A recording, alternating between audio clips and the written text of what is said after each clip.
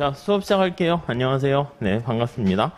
자, 우리가 이제 GS3기잖아요. GS3기는 뭐 아시겠지만 시험을 이제 100분 동안 봅니다. 그래서 가능한 한 늘 염두에 두셔야 될 게 마지막 문제까지 여러분들께서 이렇게 다 쓸 수 있도록 좀 시간 매니지먼트도 좀 해주시고요.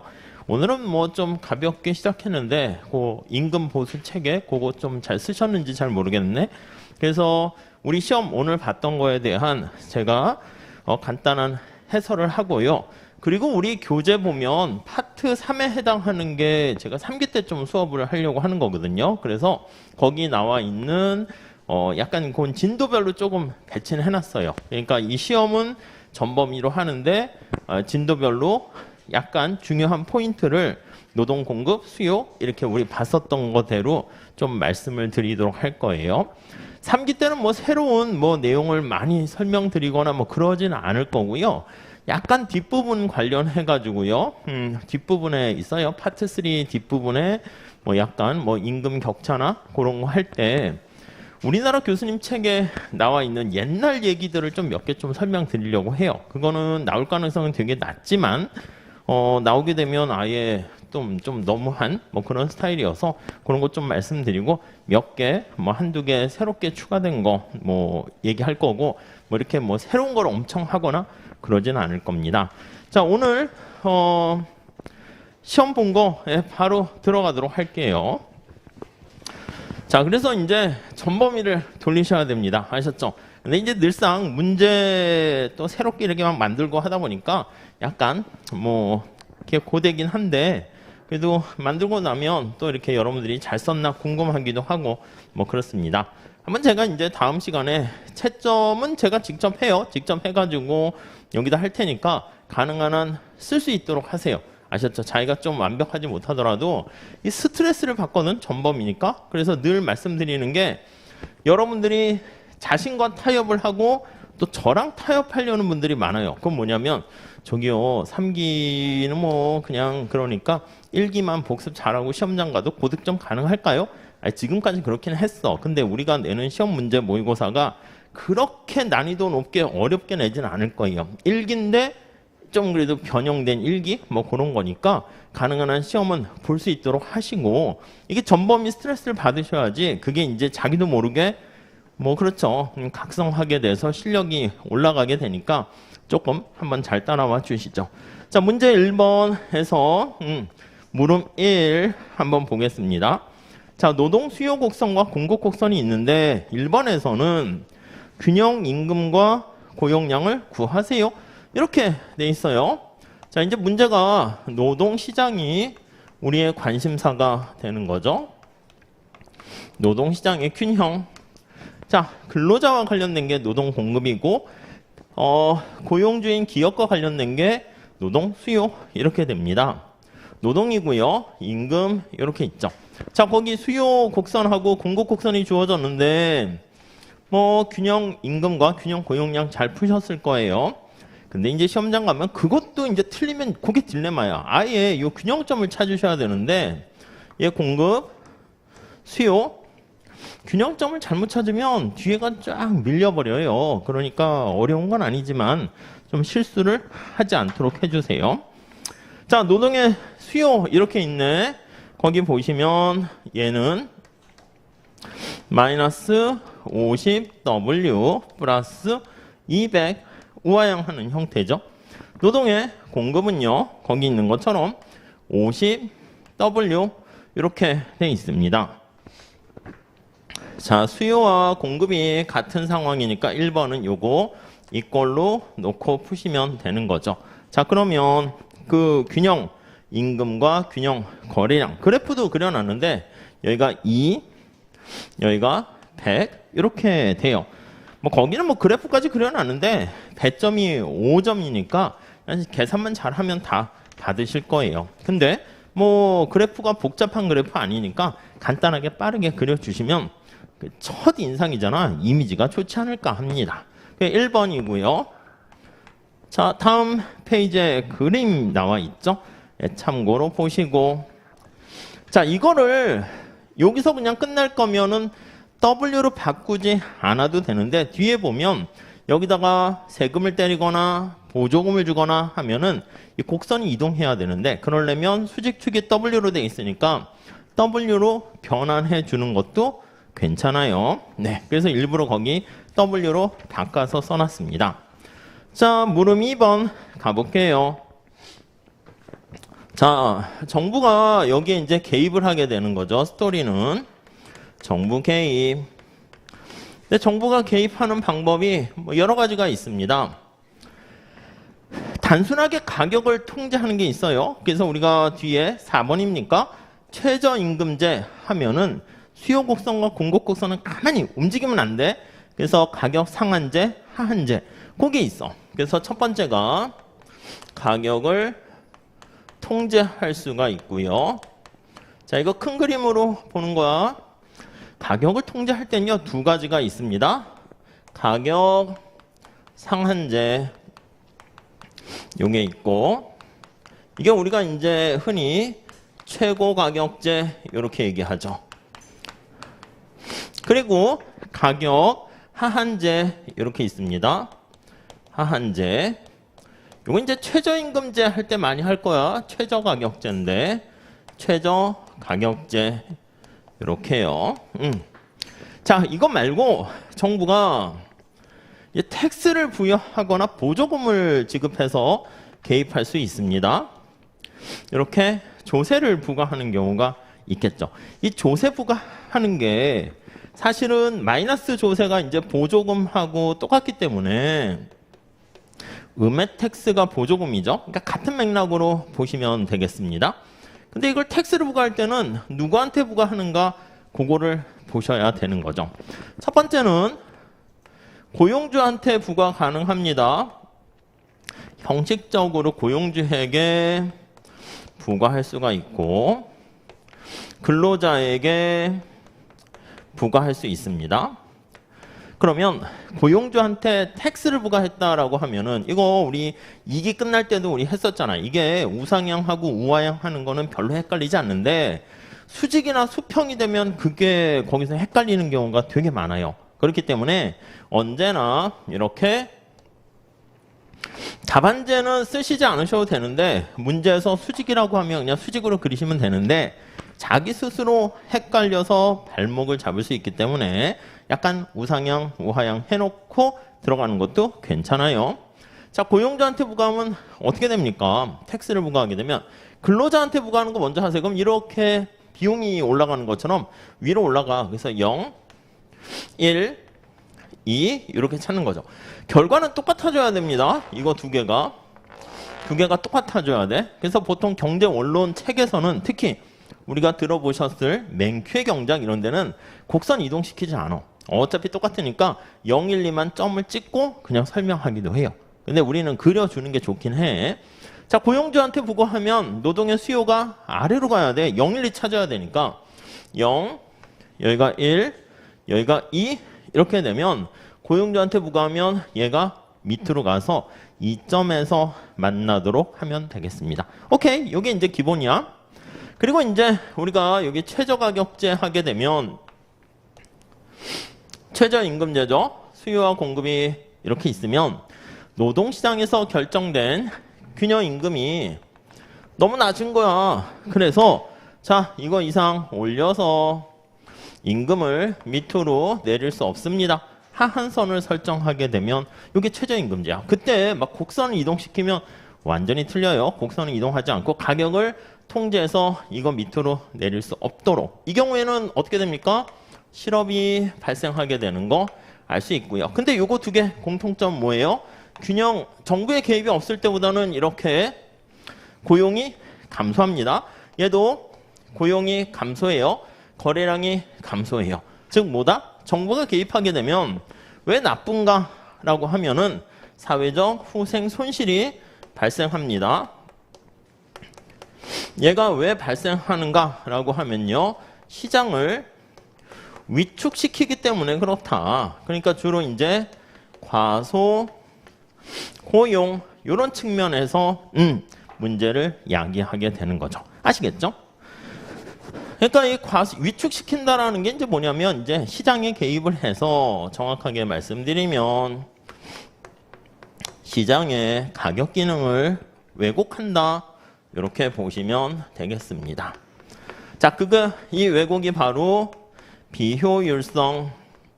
네, 이렇게 보시면 되겠고요. 자, 우선 2번 문제 보면서 갈게요. 2번은 정부가 피고용자 1명당 고용주에게 보조금을 줬어. 이 조세는 우리가 뭐 전에도 많이 했으니까 보조금으로 했습니다. 이렇게 인센티브를 주는 거죠. 요거 반대로 생각하시면 돼. 우리가 이제 보는 것은 보조금, 서브시디를 제공하는 겁니다. 보조금을 지급. 자, 그런데 거기 보시면 고용주한테 보조금으로 지급을 한 거야.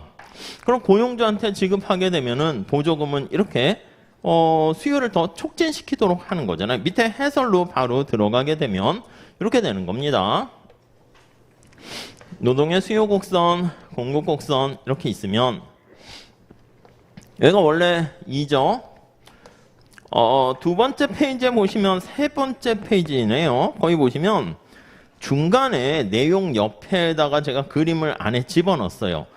이제 그렇게 쓰시는 분도 있어요. 근데 글씨 잘 쓰시는 분은 괜찮은데 딱 봐도 내용은 더 좋은데 이렇게 어떻게 돼? 좀 답답하지 않으세요? 그래서 저도 일부러 그렇게 했어. 페이지를 줄이고자 하는 것도 있고 그런데 그렇게 하는 것보다는 그냥 밑에 공간이 아주 많이 남지 않으면 그냥 다음 페이지로 넘어서 그림을 그냥 그려주시는 게 채점자 입장에서 보면 깔끔해요. 쓰는 사람 입장에서 보면 오히려 왼쪽에 있는 것처럼 그림 안에 집어넣는 게 더 좋을 수도 있긴 한데 그냥 아예 중간에 여백을 이렇게 그림 옆에 남겨두는 게 낫지 않나 하는 생각입니다. 자, 그러면 고용주한테 지급하니까 이렇게 노동의 수요 곡선이 우측으로 이동을 하는 거야.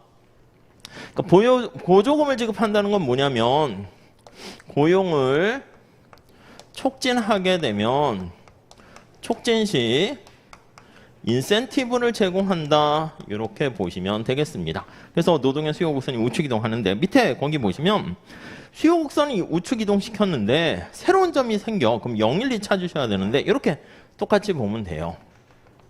이렇게. 자, 그러면 여기 보시면 이렇게 기업 입장에서는요. 여기 보시면 거기 밑에는 ABC 해놨는데 ABC A가 뭐냐면 정부 개입 이전의 임금이고요. 정부가 개입하게 되니까 근로자한테 B만큼을 주는 거야. 그래서 여기다가 그냥 근이라고 쓸게요.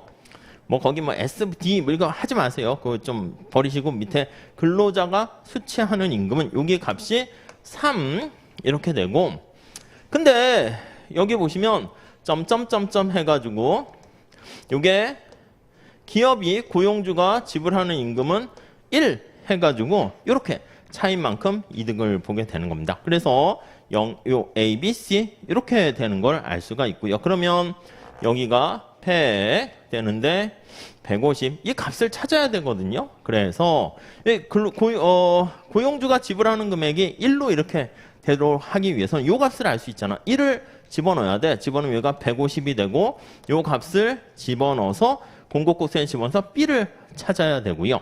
여기다 집어넣으면 이게 3이라는 걸 알 수 있게 돼요. 그래서 여기서는 약간 헷갈리게 넣었는데 보통 시험에서는 보조금을 거기 있는 것처럼 뭐 3만큼 지급할 때, 뭐 2만큼 지급할 때 이렇게 할 건데 여기선 그 값을 찾으세요. 이렇게 한 겁니다. 거기 식을 보시면 그래서 W로 바꿔줬어. 4-50분의 1 L이라고 쓸게요. 노동의 수요 곡선. 근데 여기다가 보조금을 지급하니까 거기 보시면 새로운 임금 뭐 프라임이라 할지 그렇게 써도 되고 4-50분의 1 L에다가 보조금 해서 그냥 S 이렇게 하시면 되겠습니다. 자, 그렇게 되면 이 S 값이 얼마가 됩니까 하면 여기 나와 있는 것처럼 이만큼이 보조금의 크기예요. 이만큼이 보조금의 크기고 이게 보조금의 크기. 자, 그러면 근로자 한 명당 이만큼 3에서 1 빼기를 나타내는 이만큼의 보조금의 크기인데 거기서 혜택은 어떻게 됩니까? 하면 근로자는 이전보다 원래 2원을 받았었고 기업은 2원을 지급했는데 근로자는 이전보다 3원을 받게 되니까 이만큼 임금이 증가했습니다.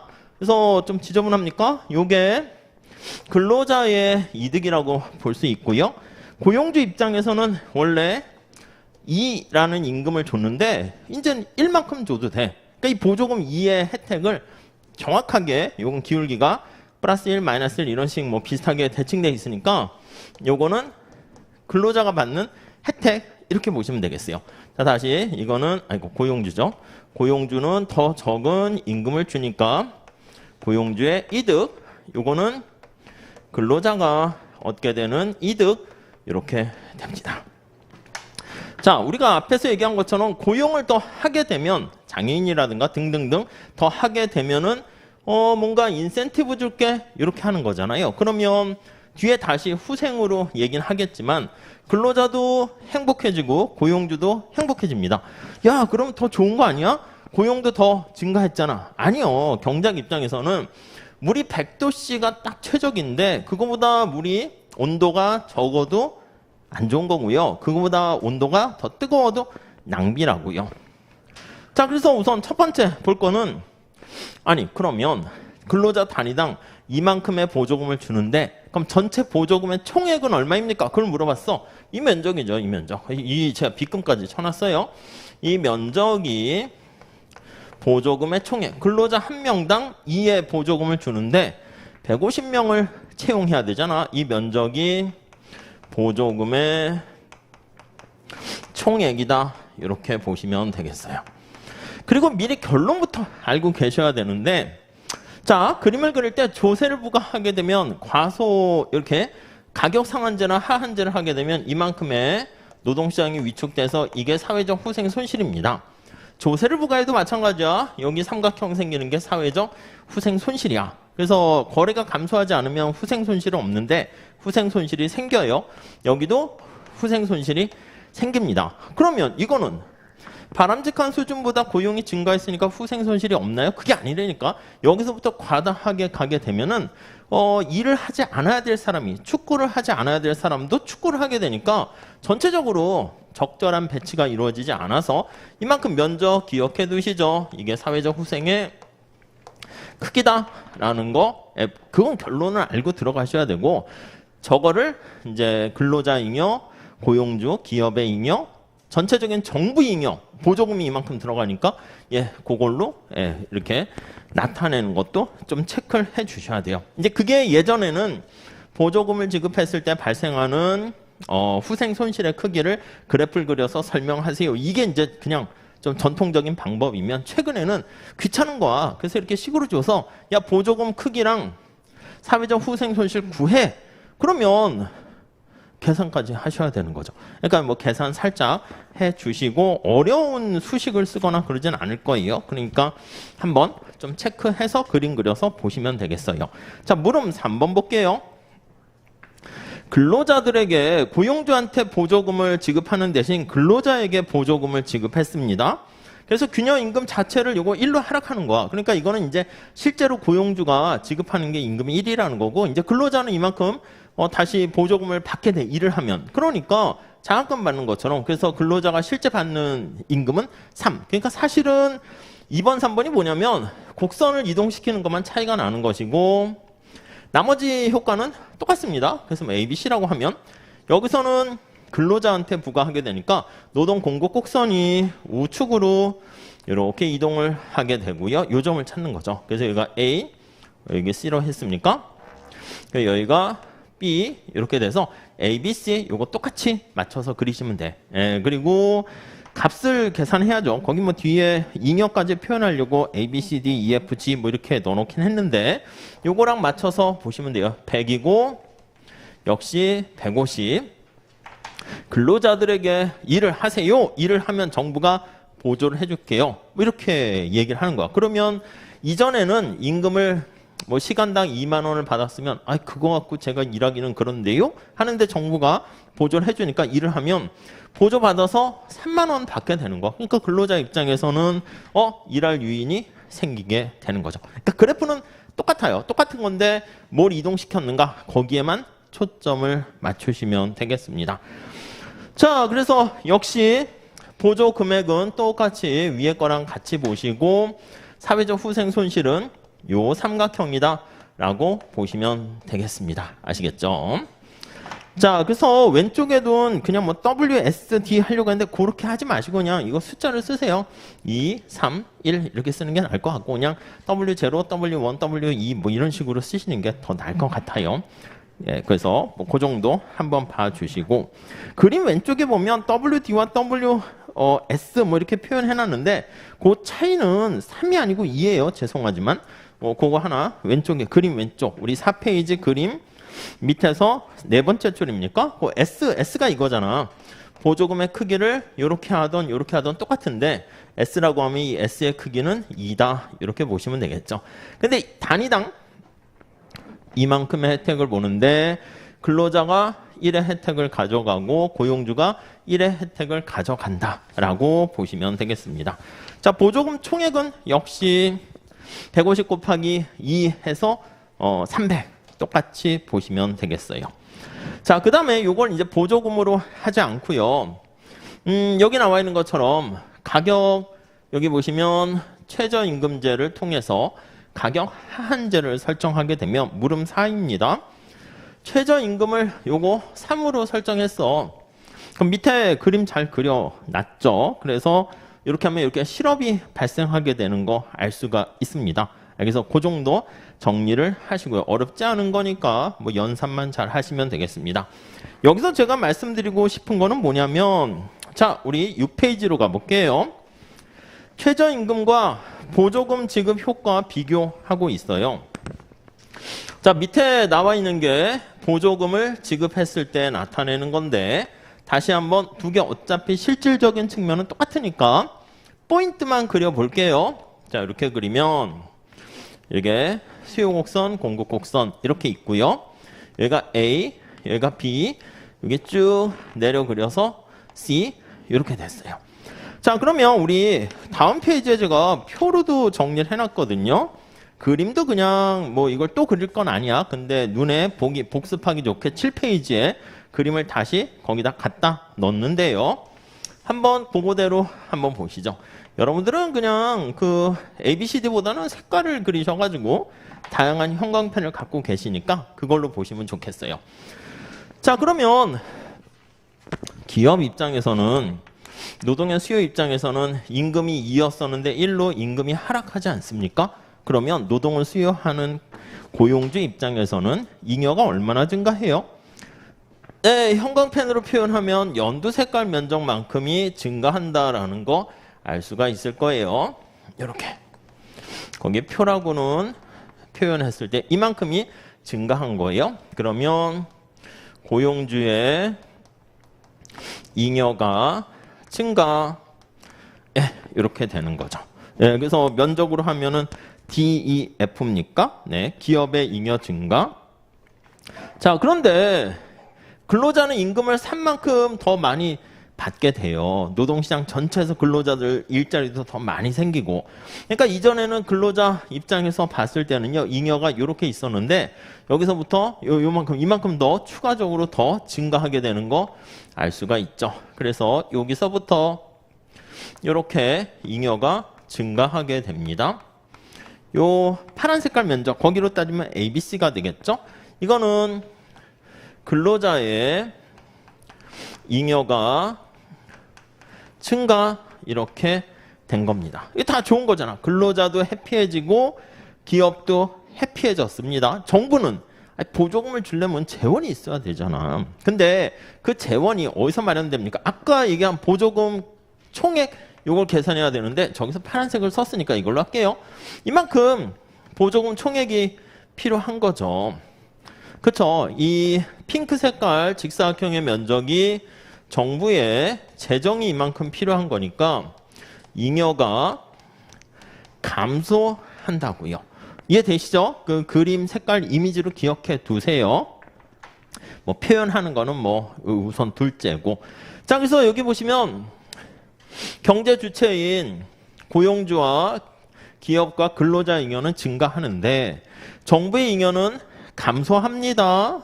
근데 감소 크기가 어떻게 된다? 더 커진다. 얼마만큼? 여기 삼각형만큼. 그래서 여기 나와 있는 이 삼각형 주황 색깔 해당하는 만큼이 이 경우에는 과잉입니다.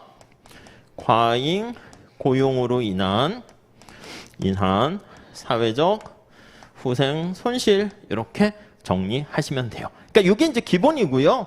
예, 지난번 얘기한 것처럼 뭐 노동 공급 곡선이 수직일 때랑 뭐 수평일 때랑 그런 거. 근데 이제 그거는 어떻게 보면 더 쉬울 수 있는데 착각하시는 분들이 뭐 제가 마지막 시험에 낸 것처럼 탄력성과 관련해서 할 때 착각하시는 경우가 생기니까 실수하지 않도록 정리를 좀 해주시면 좋겠습니다. 자, 넘어갈게요. 자, 문제 2번. 요건 이제 몸풀기용으로 한 것이고 2번 한번 볼게요. 자, 2번은요. 수요 독점 문제를 냈어요. 그리고 수요 독점 시장 노동시장이죠. 1번이 수요 독점 기업의 한계 지출액 함수. 우리 지난 기출에 ME 이렇게 나와 있는데 노동에 대한 한계 지출액이 얘가 MFC 요거랑 같은 입니다 라는 거를 체크해 두시죠. 그러니까 우리나라 교과서는 그냥 MFC라고 많이 나오는데 원서에는 M2라고도 미시경제학에서도 많이 써요. 그러니까 뭐 그냥 나오게 되면 뭐 거기 한계 지출액 기업 입장에서 보시면 되는데 얘는 어떻게 구합니까 하면요. 그냥 우리가 하는 것처럼 TF, F가 고정비용 아닙니다. 팩터예요. 그래서 요거를 고용을 한 명 증가시켰을 때 총 요소 비용이 얼마나 증가하는가 그거를 보시면 되겠습니다. 자, 그래서 먼저 1번 요걸 봐야 되는데 요걸 계산하려면 TFC를 우선 구해야죠. 요것도 이제 계산해서 정확히 계산을 하는 게 중요한 거예요. 자, 그래서 거기 1번에 보시면 TFC는 자, 문제 위로 가보면 TFC는 W 곱하기 L 이게 이제 총 기업 입장에서 들어가는 비용이죠. 몇 명의 근로자를 몇 명 채용했니? 임금 얼마에? 이렇게요. 자, 이걸 W로 표현할 수도 있는데 우리는 L로 미분할 거니까 요 식을 L로 바꿀 거예요.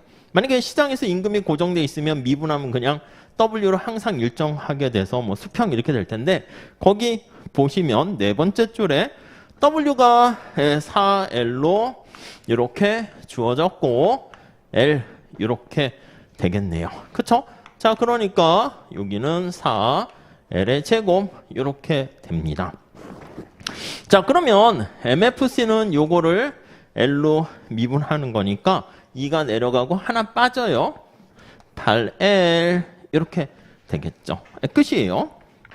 자, 그래서 8L이고 이제 그래프를 한번 다음 페이지에 그려놨어요. 실제는 뭐 그래프 그리라는 말이 없으면 안 그려도 돼. 근데 이 그래프 간단하잖아. 그리고 제가 크게 그려가지고 이렇게 한 거지.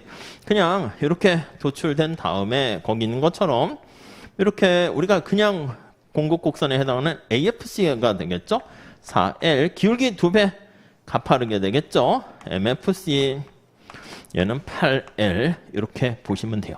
기울기가 2배 가파름으로 답을 그걸 본문에 쓰면 안 돼요. 이 직선인 경우가 그렇게 특징이 있다는 걸 생각하시면서 해야지. 아니 이렇게 직접 도출해서 보여줘야지. 기울기는 2배가 되니까 이걸로 이유를 쓰시면은 오히려 그냥 괜히 뭐 거기 써놓긴 했는데 그거는 머릿속에 아니면 이걸 계산을 한 다음에 이렇게 직선인 경우는 그래프가 기울기가 2배 가파르다 쓰는 건 괜찮은데 계산을 안 하고 2배 가파르니까 그렇게 해서 도출해서 결론을 내시면 뭐 감점 받을 수 있는 거죠. 감점은 그거는 뭐 채점하시는 분 마음대로야. 그럼 뭐 하겠지. 감점 줄까요? 그러면 줍시다. 뭐 합의하면 되는 거고 이 정도 뭐 쓴 게 어딥니까? 이러면 뭐 안 받는 거고. 그러니까 그거는 사실 뚜껑을 열어봐야 알 수가 있어요. 다음 2번 볼게요. 자, 수요 독점 기업의 최저 고용량을 구하세요. 여기다 그냥 살짝 보시면 이걸 해야지. MRPL 구해야 돼. 근데 거의 문제를 보시면은요, 얘는 VMPL하고 같아져요. 그럼 이게 V가 뭐야? 원래는 MR 곱하기 MPL 이거 아시죠? 그리고 VMPL은 어떻게 구해요? P 곱하기 MPL. 근데 이게 두 개 같은 이유는 시장 자체가 가격 수용자라 했잖아요. 그러니까 MR과 거기 나와 있는 것처럼 P가 똑같습니다. 그렇기 때문에 얘가 같다는 거 알 수가 있고요. 이걸 구하셔야죠. P가 얼마입니까? 하면은 P가 얼마예요? 32 이렇게 주어져 있어요. MPL 이거 구하실 줄 아시겠죠? 거기 보시면 생산함수가 주어져 있어. 그래서 첫 번째 줄에 다시 한번 볼게. 앞으로 문제를 각 페이지마다 다 집어넣으려고 했는데 너무 길어져 가지고 넣었다가 좀 뺐어요. 자, 얼마야 생산함수가? 다시 보시면 두 번째 줄에 있죠. Q는 2분의 1 L 이렇게 돼 있어요. L로 미분하면 어떻게 됩니까? 얘는 2분의 1 이렇게 되죠. 자, 그러니까 이걸 계산을 하면 16 이렇게 된다고요. 그래서 얘는 16. 그러니까 이제 그림을 그리면 저는요 MRP를 16해서 우아형하게 그린 다음에 이렇게 여기서 최적 고용량이 결정되고 아시겠지만 임금은 여기에서 이제 임금을 이만큼 주는 거죠. 그래서 여기가 균형 임금이 결정되고 이렇게 풀었습니다. 예, 그림까지 그렸는데 어떻게 감점 받을까요? 아니 뭐 잘 풀긴 했는데 뭐 알 수가 없어요. 그래서 그림은 이왕이면은 거기 다음 페이지에 잘 나와 있는 것처럼 아니 MRP, VMP가 16이잖아. 그럼 수평으로 그려주셔야 돼요. 제일 좋은 거는 문제에 제시된 정보에 맞춰서 근데 이제 문제 풀 때 뭐와 뭐를 닦여놓고 푸느냐 할 때는 이렇게 머릿속에 살짝 해두시면 좋은데 문제 맞춰서 이 경우는 16 이렇게 있으니까 거기 있는 것처럼 이렇게 16 이게 VMPL 이렇게 MRP 같은 말이야. 이렇게 그래서 16 이렇게 돼 있고 MFC 여기 있잖아요. 네, MFC가 그림 잘 그려놨으니까 참고로 다시 반복해서 봐주세요.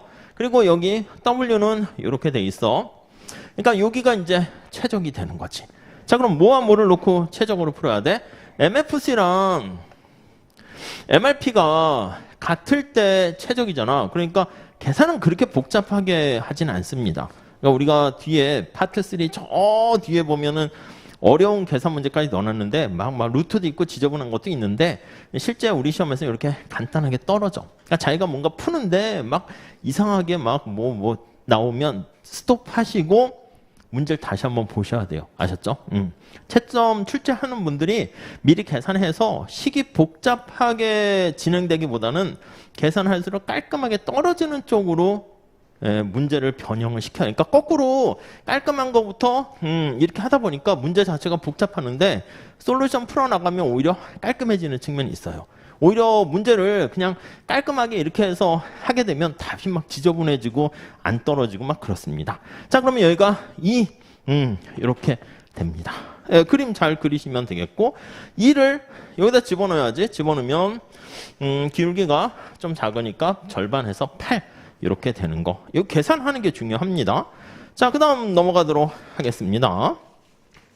3번 이 시장이 수요 독점으로 인해서 사장된 손실 이렇게 해놨습니다.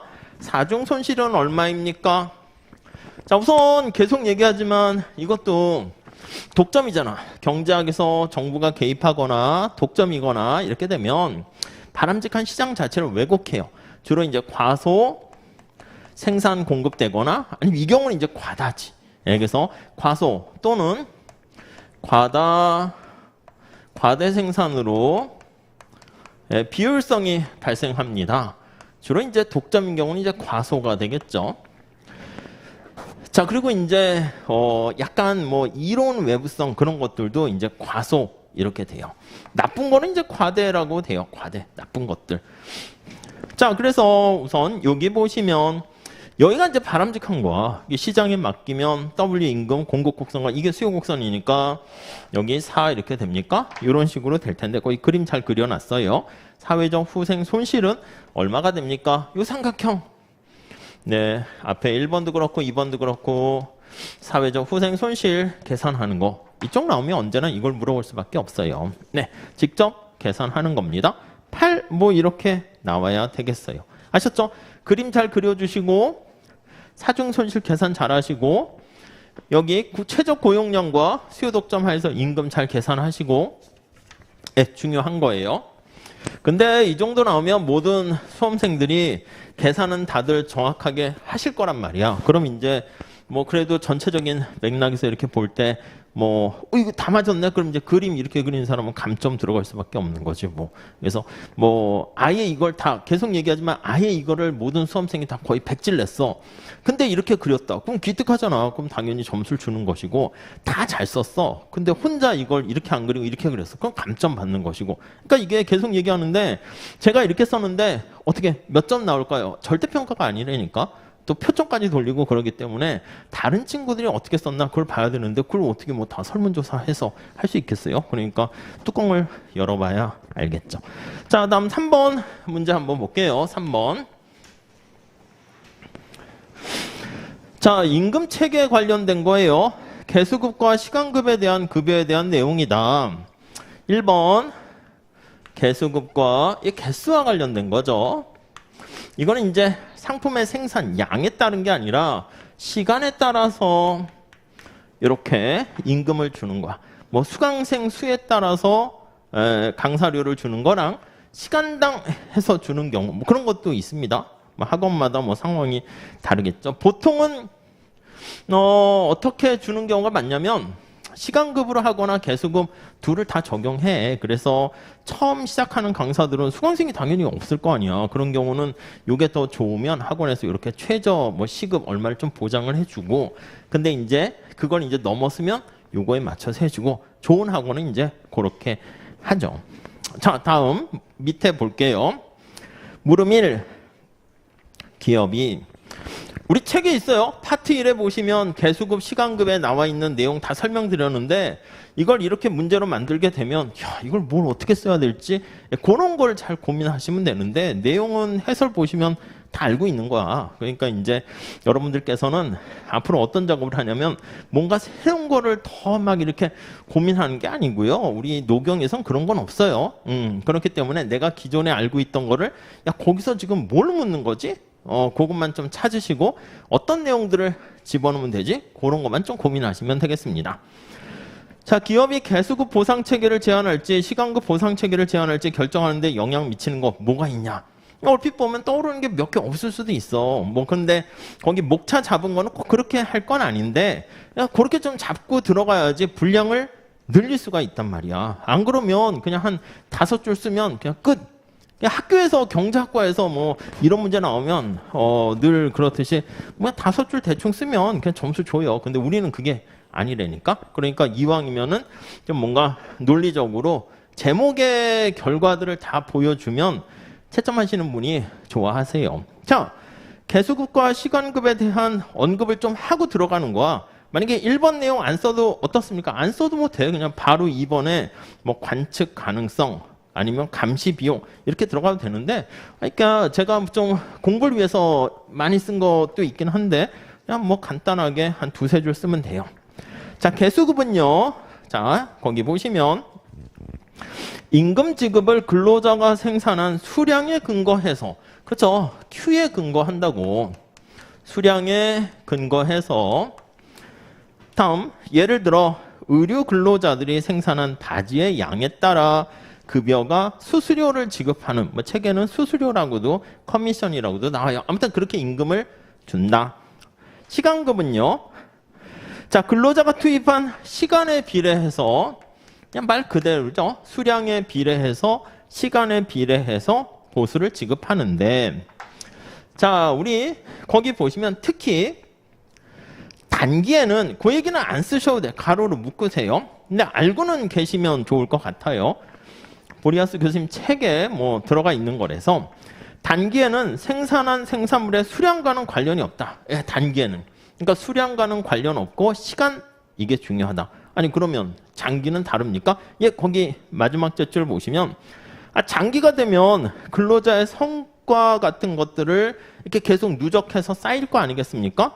그러면 나중에 계약을 다시 유지하거나 이럴 때, 자, 다음 페이지 가보시면 승진 같은 거 할 때 뭐 이런 것도 좀 감안을 하긴 하죠. 진짜 자기가 시간 때우기 식으로 했는지 아니면 더 열정으로 했는지. 그걸 이제 위에서 바로 계약에 반영하진 않겠지만 다음 계약할 때 고려하긴 한다는 것이죠.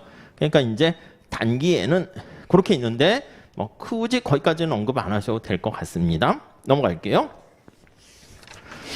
자, 보상체계의 선택 기준 이렇게 나와 있습니다. 그 제목 잘 보셔야죠. 측정할 수 있는가? 관측할 수 있는가? 아니 이게 수량이잖아. 이게 관찰이 가능한가? 이게 이제 중요한 거죠.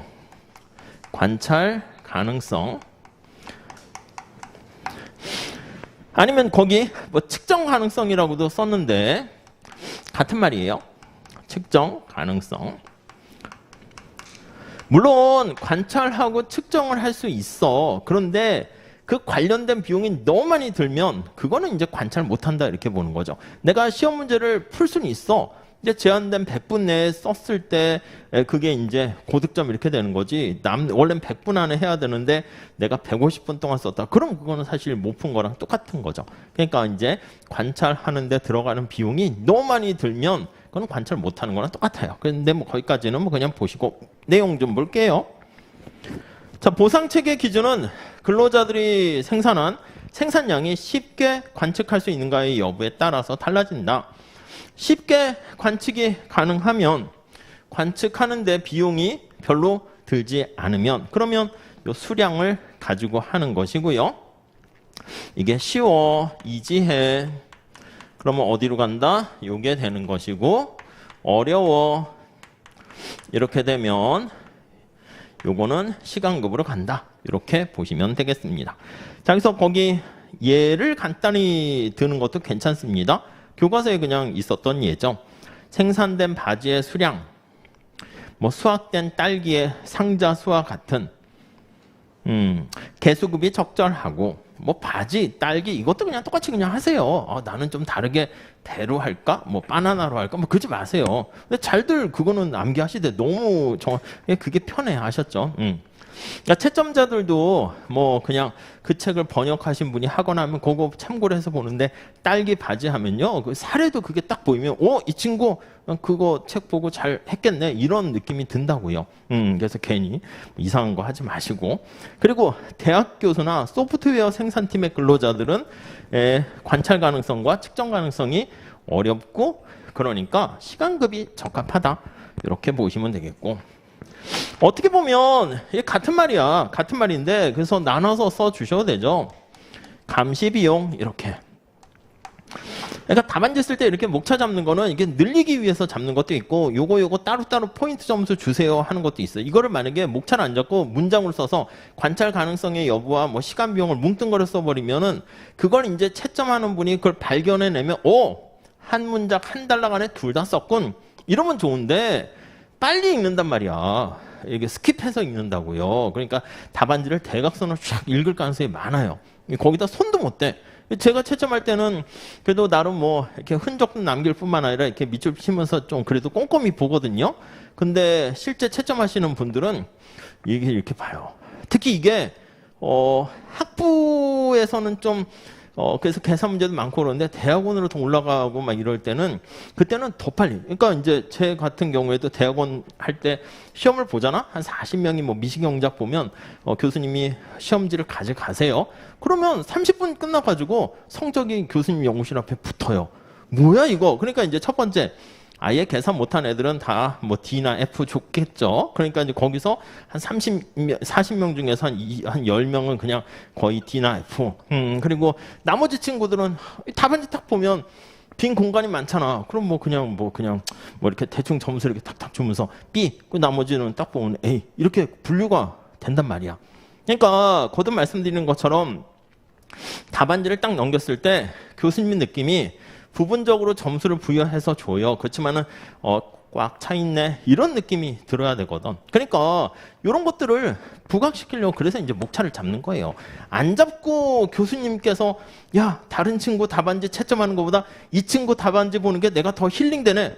그 정도의 글빨 있는 분들은 거의 뭐 있긴 하겠지만 쉽지 않아. 그러니까 그냥 이렇게. 이거 두 개 비슷한 말이야 또. 그래서 거기 볼게요. 근로자와 기업이 비대칭성, 정보의 비대칭성, 그렇게 있고, 이것도 뭐 마찬가지긴 하죠. 감시 비용이 많이 들어갈수록 역시 어렵다는 거야.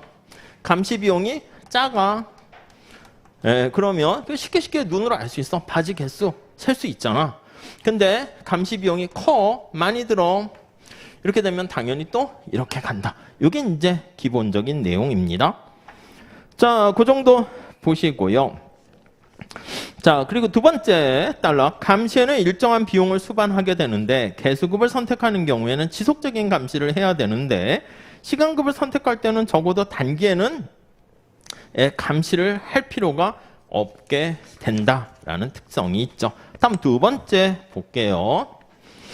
자, 어떤 거를 선택하는 게 바람직할까 구분하는 기준 두 가지. 그 우리 파트 1에 다 있는 내용들입니다. 다음 2번. 여러분들은 3기 때 어떻게 하냐면 제가 시험 문제 낸 거 해설 보는 것도 중요한 건데 우리 봤던 그 파트 1이나 거기에 책에 있는 거 내용을 한 번 더 이렇게 쭉 봐주시면 되겠어요. 다음 2번. 타고난 능력이 서로 다른 근로자들이 어떤 방식으로 개수급 일자리와 시간급 일자리에 모이게 되는가? 이게 이제 우리 분리균형 비슷한 거지. 이렇게 알아서들 선택하세요. 그러면 자기한테 적합한 거를 맞춰서 찾아간단 말이야. 두 보상체계가 어떻게 근로자들로부터 서로 다른 수준의 노력을 끌어내는가. 이게 거기 밑에 목차 제목에도 나와 있는데 근로자들은 능력이 달라요. 능력이 다른 근로자들이 서로 자기한테 맞춰서 보통 이제 분리균형 할 수도 있는데 군집한다 이런 표현을 써요. 그래서 거기 보시면 군집하는 현상 이렇게 보입니다. 끼리끼리 이제 모이는 현상이죠. 분리되는 현상이야. 이렇게 나눠진다는 거죠. 그래서 여기 보시면 개수급을 선택하는 근로자들이 있을 것이고 시간급을 선택하는 근로자들이 있을 것이고 이렇게 약간 교육의 능력에 따른 분리균형 그거랑 비슷해요. 신호발송 그런 거랑. 자, 거기 목차는 뭐 군집 현상에 대한 거기 보시면 문제 거기 보시면 두 번째 줄에 개수급과 시간급에 모인다라는 거 있잖아. 끼리끼리 모인다, 군집한다 그 뜻입니다. 클러스터 형성하는 거랑 비슷하게. 근데 뭘 가지고 어떻게 나눠지게 되느냐? 그걸 쓰는 거죠. 자, 밑에 설명을 한번 보시죠. 군집 현상. 근로자들에게 시간급과 개수급은 동일한 계약이 아닙니다. 다른 보상 체계죠. 능력에 따라서 군집되는 현상을 보이는 거를 우리는 알 수가 있는데요. 능력이 우수한, 우리 책에는 그림 그릴 때 에이블 해서 했죠. 한계 비용이 더 낮은 그 능력자야. 목표 달성을 빠르게. 자, 두 번째 줄 다시 보시면 능력이 우수한 근로자들은 자신들을 무리로부터 분리해서 이쪽으로 간다는 거죠. 개수급을 제시하는 기업을 선택한다. 그래서 여기는 이제 고능력자 이런 사람들은 요걸 선택해. 우리 학원에 제일 잘 나가시는 강사분들이 자, 학원에서 시간급으로 드릴게요. 그러면 계약하겠어. 저 싫어요. 학생 수강생 수료해 주세요. 당연히 그렇게 가겠죠. 자신의 재능이 빛나잖아. 그게 수강생이 많이 늘어나고 생산량이 많아지면 그만큼 보상이 커지기 때문에 그런 것이죠. 반면에 능력이 떨어지는 근로자들은 저능력자라고 할 수 있고 이 사람들은 낮은 생산성이 쉽게 드러나지 않도록 시간급으로 하면 똑같잖아. 그래서 이게 묻혀간다고. 그러니까 요거를 선택하게 됩니다. 자, 그래서 밑에 따라서 그게 바로 요거야. 자신의 능력에 따라 능력이 다른데 능력에 따라서 끼리끼리 어떤 상황에 따라 모이는 그런 현상 그게 바로 군집 현상이다 라고 보시면 되겠고요. 자, 급여 체계와 근로자의 최적 선택 나와 있는데 그거는 그냥 굳이 안 쓰셔도 되겠지만 자, 거기 내용 볼게요. 개수급 근로자는 어떻게 됩니까? 네, 거기 내용을 보시면 생산량이 많아질수록 그에 따른 보상도 많아지고 그에 따라 효용도 더 증가합니다. 그래서 우리 다음 페이지, 다다음 페이지를 할까요? 17페이지 그림 나와 있어요. 우리 본문에 있는 그 그래프야. 그래서 여기 보시면 능력 이렇게 있죠. 자, 여기 효용이야, 효용. 효용이 이게 이제 보수와 관련되어 있는 거죠. 보수가 많을수록 효용이 높아진다고요. 개수급 근로자는 이거야. 개수급 근로자인 경우에는 능력이 높을수록 생산량이 많아지고 그에 따라서 효용도 높아집니다. 자, 그런데 시간급은 어떻게 돼요? 시간급은 능력과 상관없지. 예, 똑같이 준다고. 그래서 만약에 생산량이 얼마 R 이렇게 표현하는데 대문자로 쓸게요. Q 생산량. 이거 최소 생산량만 생산하면 되는 거니까 여기에 맞춰서 시간급 근로자들은 효용을 이렇게 누리게 돼요. 그래서 이 교차되는 부분이 능력의 분리 기준이야. X스타보다 좀 능력이 떨어지는 사람은 개수급보다는 시간급을 선택하게 되고 이게 저능력자라 할 수 있겠죠. 그래서 로우 능력자, 하이 능력을 갖고 있는 사람은 고능력자인 경우엔 시간급보다는 개수급이 훨씬 더 좋겠다. 거기 뭐 PQRS 있는데 그 뭐 PQRS는 지워버리세요. 뭐 교수님 책에서도 뭐 이따가 다 빼버렸더라고요. 그래서 여러분들이 편한 걸로 써주시면 되겠어요. 자, 앞으로 다시 한번 가볼게요. 자, 그래서 16페이지 한번 보시면 개수급은 알겠어요. 능력이 있는 사람이 훨씬 더 그 최적 선택하는 거 있죠. 그것도 파트 1에 그대로 있으니까 한번 참고로 보시고 MR이 일정할 때 MC가 더 작은 애가 생산을 더 많이 한다. 그 그림 하나 그려주셔도 되겠고 자, 다음 세 번째 줄 시간급 근로자는 최소한의 생산량만 하는 거야. 이 Q바라는 게 뭡니까 하면 기업에서 요구하는 최소한의 생산량이죠. 그 이상 내가 더 해봤자 나한테 떨어지는 게 없어. 최소한의 생산 수준, 그거를 의미한다 보시면 되겠고요. 그러니까 급여는 최소한 생산 수준에다가 R, 생산당 얼마 이런 식으로. 그러니까 나중에 여러분들이 보면은 뭐 그런 거랑은 좀 다르긴 한데 합격하시게 되면은 뭐 채점 같은 것도 선생님들 도와주기도 하는데 보통 부수당 얼마 그렇게 하거든. 부수당 얼마 해서 몇 부 했니? 그렇게 하기도 하죠. 사실은 이제 그 퀄리티까지 보면 좋은데 역시 관찰하기 어려운 거니까 뭐 그렇게 좀 적용하기는 그래. 근데 이제 아무튼 그냥 개수로 해서 그냥 탁 주죠. 왜냐면 합격자가 되니까 어느 정도 이상의 퀄리티는 됐다 이렇게 보는 거긴 해요. 자, 그 정도 보시고요. 자, 2번 개수급 일자리와 시간급 일자리에서의 근로자들의 군집해서 1번의 목차는 개수급 근로자들은 어떤 걸 선택합니까 하면은 능력에 따라 효용이 달라지죠. 이 그림 그리시면 되겠고 능력이 우수할수록 생산량을 더 많이 하고 더 높은 보수와 더 높은 효용을 누린다. 시간급 근로자 같은 경우에는 능력과 무관하게 능력과 상관없잖아. 고능력자든 저능력자든 동일하게 최소한의 노력만 투입한다라고 보시면 되겠고 그림 하나 그려주면 되겠습니다. 이것도 이제 시험 문제 나온 바가 없기 때문에 기본적으로 요거 내용 두 개랑 한번 정리를 하시면 될 것 같고요.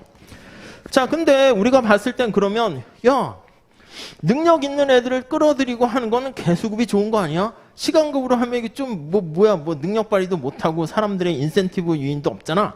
이걸 당연히 하는 게 바람직한데. 예. 자, 3번이 바로 그거야.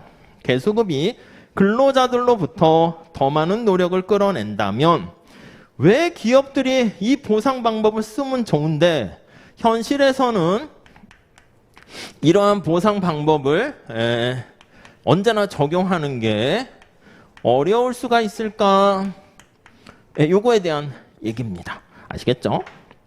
자, 그 목차를 보시면 개수급 현실 적용의 어려움 그거 쓰세요. 이 얘기야. 근데 이제 그거에 포커스를 맞추는데 위에 개수급 보상 체계가 어떤 노력을 촉진할 수 있는 인센티브 효과가 있는가? 그거 살짝 쓰고 들어가면 좋겠다. 이 얘기를 해서 그냥 공부를 위해서 조금 넣어놨어요. 길지 않게 거기. 자, 장점 볼게요. 개수급 근로자들은 우수한 근로자 장점은 1번 우수한 근로자들을 끌어들일 수 있고 높은 노력 수준을 이끌어낼 수 있고 보상을 성과에 직접 연결시키니까 생산성을 향상시킬 수 있고 차별해서 고능력자를 내가 차별했다? 나만 손해잖아. 그래서 차별과 정실주의 역할을 최소화할 수가 있다. 그런 장점이 있어. 근데 현실적으로 어려운 이유는 자, 1번 볼까요? 그치, 팀제로 운영되잖아. 팀제로. 여러분도 회사에 들어가거나 어디 가거나 하면 뭐 사업부든 어쨌든 그 팀 있잖아. A팀, B팀. 뭐 그렇게 운영된다고요. 자, 그러니까 팀 안에 속해 있어. 이렇게 개별, 조별 과제 되게 싫어하잖아요. 팀별 조별 과제 뭐 아주 싫어하더라고요. 자, 그러면 여기 보시면 그러면 이제 이런 생각을 할 수 있는 거지. 팀제 때문에 그렇다? 그러면 다음 페이지 가볼게요. 야, 그러면 하나하나 그렇게 다 하기는 그렇고 두 번째 줄 보시면 팀원 전체의 개수급 그거 적용할 수 있는 거 아니야? 이렇게 팀원 전체의 개수급을 적용하면 야, 그러면 이것도 괜찮잖아. 근데 이제 문제가 있죠. 그래서 거기 책에 나와 있는 표현에 따옴표도 들어가 있는데 세 번째 줄에 팀원 중에 일부는 타인의 친절함, 뭐 사실 그것까지는 그래. 의존하는 태만, 나태해주는 거 누군가가 하겠지. 무임승차, 그 표현만 잘 쓰면 되겠습니다. 팀제 운영과 프리라이더가 생기는 거와 무임승차 문제가 있다.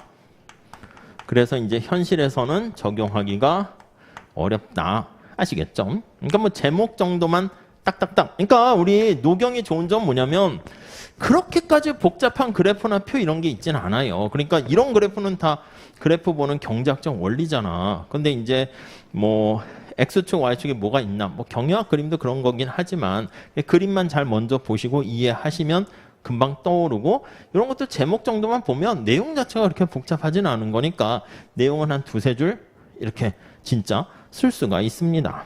다음 두 번째. 개수급은 개수 가지고 하는 거잖아. 품질이 떨어질 수 있다고.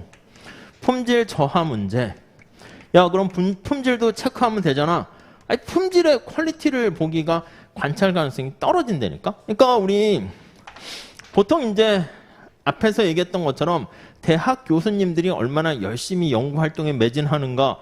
이 성과를 보통 보면 논문 가지고 한다고. 근데 논문에 대한 퀄리티를 하면 이게 이제 애매하잖아. 그러다 보니까 이제 보통은 뭐 1년에 논문 2편 이상은 쓰세요. 뭐 등등등 그렇게 얘기를 하는데 의무적으로 해야 되니까 논문도 퀄리티가 있는데 좀 퀄리티 급이 떨어지는데 개수라도 맞추는 경우가 많게 되죠. 그럼 그런 문제가 생길 수 있어요. 다음 세 번째. 자, 위험 기피적인 근로자. 이렇게. 기피적인 근로자. 아니 뭐 여러분도 그렇듯이 성과급 같은 거 할 때 야, 잘 되면 축구 선수 하면 손흥민 같이 잘 되면 좋은데 이게 내가 어떤 선택을 할 때도 불확실성이 내재돼 있단 말이야. 우리 수험도 그거 아니겠습니까? 내가 이 정도 되고 각 과목당 대충 어느 점수가 나와서 한 60점 평균 이상으로 될 것 같으면 합격 가능성이 높긴 한데 근데도 떨어질 수 있단 말이야. 물론 이제 점수가 평상시 점수가 낮은 친구들이 막판에 해서 한두 명이나 이렇게 소수 몇 명은 점수를 잘 받아서 합격하긴 하는데 많지는 않죠. 그리고 이제 점수를 잘 받던 친구들도 실수해서 떨어지기도 하는데 아주 많지는 않아요. 그렇지만 떨어질 가능성이 있다는 게 불안하단 말이야. 그러니까 위험에 대해서 사람들이 기피적인 태도를 갖고 있는 근로자가 된다면 거기 보시면 첫 번째 줄에 안정적인 급여 흐름을 선호한다. 이해 가시죠? 급여가 시간에 따라서 계절에 따라서 뭔가 변하게 되는 경우 이걸 되게 싫어한단 말이야.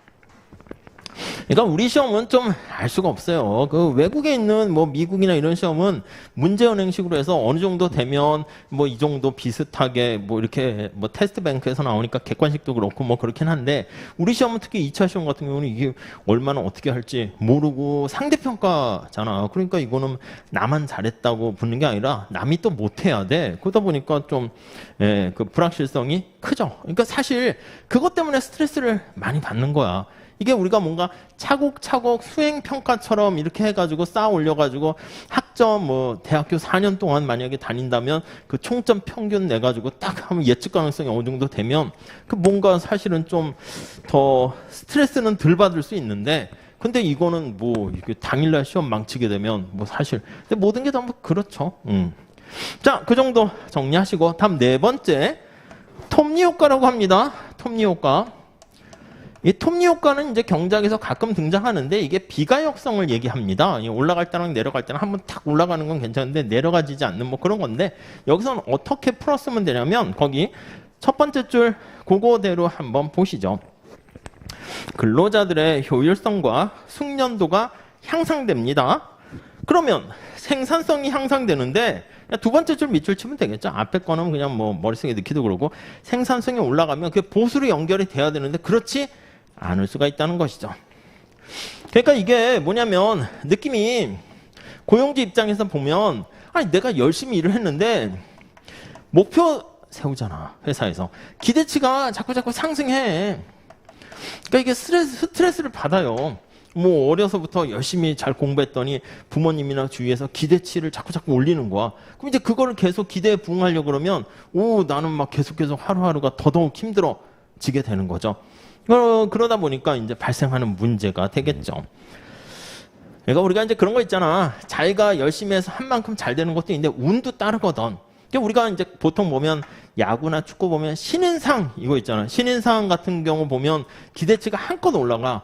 그러면 신인상은 사실 자기가 열심히 한 것도 있지만 운 때문에 비슷한 신인 선수들 중에서 자기가 운 좋아서 안타 더 많이 치고 그래서 타율이 높아질 수가 있는데 그 다음에 보통 통계에서는 2년차 뭐 징크스 이런 거 있거든. 그래서 야, 너 작년에 신인상 되더니 나태해졌나 봐. 올해는 성적이 왜 이래?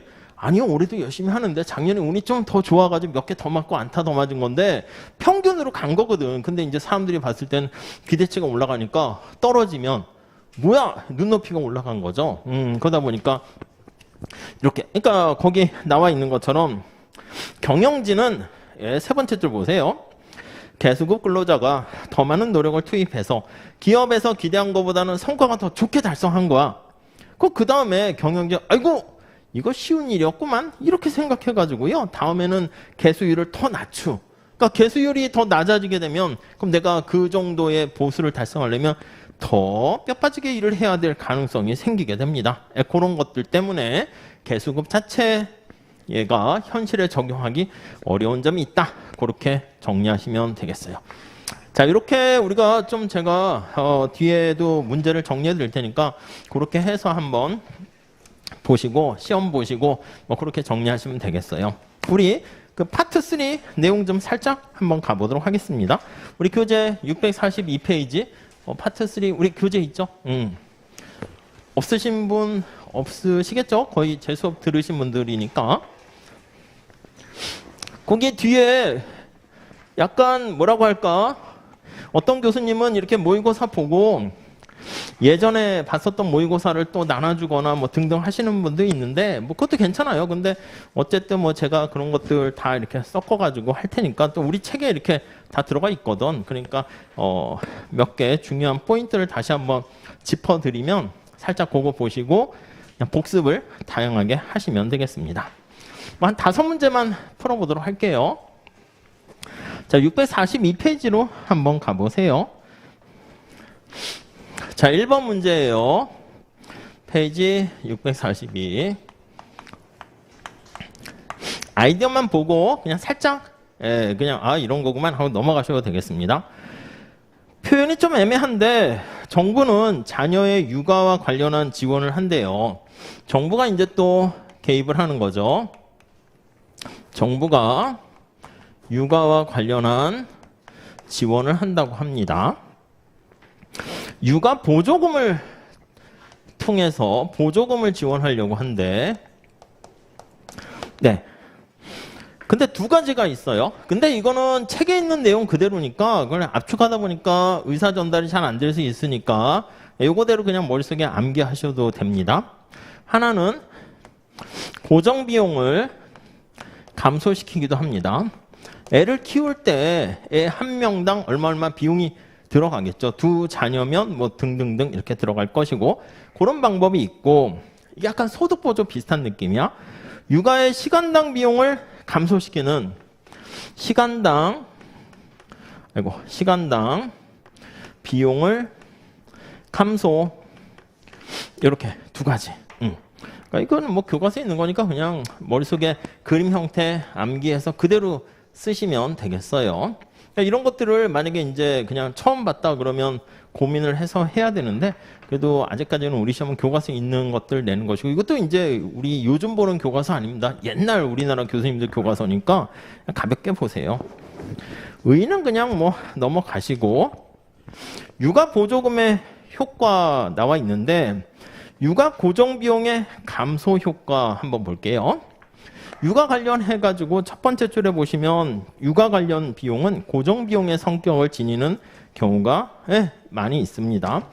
다음 페이지에 그래프를 한번 예산선을 한번 보셔야 되는데 이렇게 그려주시죠.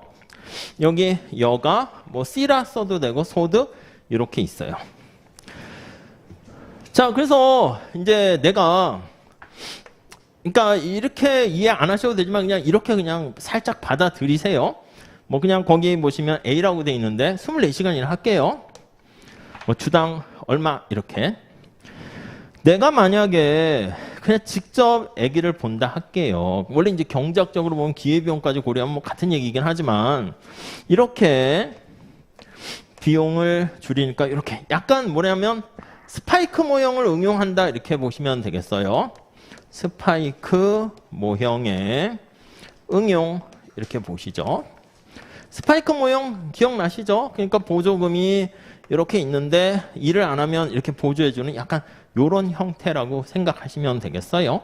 이렇게 돼 있는데 내가 만약에 일을 하잖아? 일을 하게 되면 이게 누구 육아를 딴 사람한테 맡겨야 되니까 돈이 들어간단 말이야. 원래 이런 게 없었으면 예산선이 이렇게 될 텐데 육아를 내가 딴 사람한테 맡기니까 이만큼 시간당 임금에서 얘가 내려가는 거야. 그래서 예산선이 어떤 형태가 되냐면 거의 그림에 있는 것처럼 이렇게 되는 거야. 이렇게. 그래서 원래 보면은 이렇게 끄트머리가 있다가 그래서 이제 보조선을 그린 거야. 이렇게 있다가 이렇게 내려갔다. 이렇게 그냥 머릿속에 넣으시죠. 의미는 아시겠죠? 내가 직접 일을 안 해. 그러면 이게 비근로소득에 해당하는 그냥 육아비용 내가 직접 하니까 그러는데 만약에 이제 비근로소득이 이만큼인데 내가 일을 나가. 그러면 일을 나가면 육아비용만큼 빠져야 되니까 여기서는 비근로소득이 이렇게 내려갔다. 이렇게 봐서 스파이크 모형의 반대로 생각하시면 되겠습니다. 그래서 예산선이 이렇게 된다는 거 먼저 체크하시고 다음 페이지 그래프를 한번 볼게요. 자, 부모가 최초의 경제활동에 참가하지 않는 경우 제가 이걸 너무 크게 육아비용을 크게 그려서 그렇긴 한데 이걸 조금 줄겠죠. 조금. 그래서 이렇게 돼 있는 경우에 거기 위에 그림 한번 보시면 최초에 아예 이 사람은 거기 보시면 여기가 B야. B. 이렇게 있는 상태인데 여기를 선택하고 있는 거야. 여기. 당연히 여기 선택하는 것보다는 여기를 선택하고 있겠죠. 이렇게 선택하고 있는 상태에서 만약에 일을 하게 되면 요거 어차피 예산선 형태는 말씀드렸으니까 이렇게 해서 줄어들게 될 거야. 자, 그래서 다시 앞으로 가볼게요. 자, 우리 643페이지 보시죠. 무차별 곡선이 아시겠지만 자, 여기다가 그릴게요. 두 개 비교해서 그려보시죠. 기울기가 완만하냐 가파르냐에 따라서 달라지겠지만 이렇게 돼 있습니다. 여기가 B 이렇게 돼 있고. 자, 여기서 다시 세 번째 줄 보시면 643페이지 무차별 곡선의 좀 가파른 기울기는 여기랑 여기 중에서 여기를 선택해서 B점을 선택하고 있을 건데 그 다음 단락 보세요. 무차별 곡선이 완만한 경우에는 조금 더 가파르게 이렇게 그려도 되는데 너무 가파르게 그리면 그 다음이 좀 잘 애매해서 조금 그래도 완만하게 했는데 더 완만하게 돼 있는 사람이라 할게요.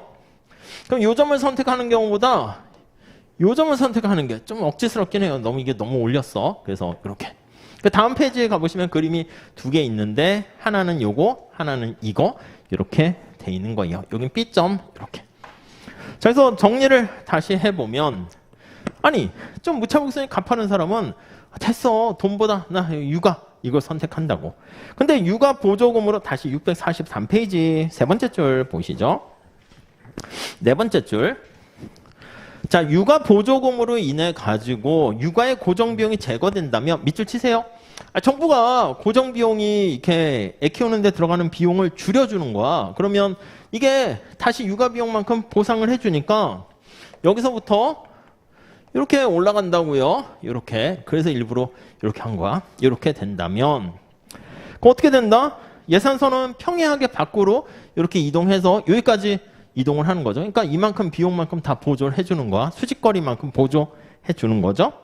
그러면 어떻게 된다? 예, 고조점을 선택할 수 있다는 거죠. E2 이렇게 할까요? E2예요? 뭐예요? 예, E1이네요. E1 이렇게. 그러니까 B점보다는 이걸 선택하게 되니까 여가가 줄어들어서 여가가 감소돼서 그래서 이제 경제활동 참가가 증가한다, 근로 장려한다 이렇게 고용이 근로가 증가한다 이러한 효과가 생긴다. 요거 보시면 되겠죠. 반면에 완만한 기울기를 지니고 있는 요 사람 같은 경우에는 왼쪽에 맞춰서 보면 이렇게 됩니다. 그럼 소득이 증가된 거네. 증가되다 보니까 여기 어딘가를 선택하게 되면 여기 소득 효과만 있는 거잖아요. 이 경우는 여가가 증가하게 된다. 그래서 이제 고용이 근로 시간이 감소하게 된다. 이렇게 보시면 되겠어요. 약간 좀 그래? 할 수 있는데 그냥 그 정도로 받아들이시면 되겠어요. 육아를 지원했을 때 보조금인데 고정비용 감소 효과가 있다. 그럼 이렇게 봐주시고요. 넘어갑시다.